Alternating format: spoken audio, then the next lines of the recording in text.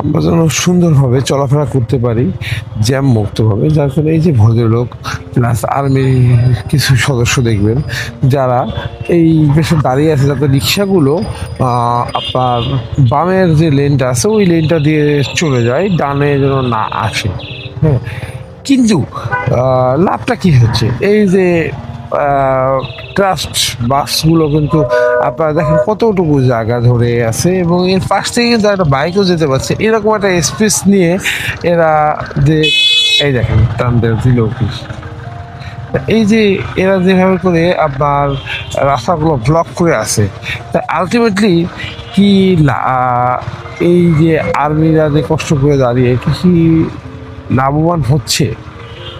Ultimately মনে করেন যে আপনার দিন শেষে হলো কি, ওই অটোওয়ালাদেরই প্রতিহত করা গেল, কিন্তু এই যে বড়টা স্পেস ধরে যে বাস আটকে আছে এটা কিন্তু ঠেকানো গেল না।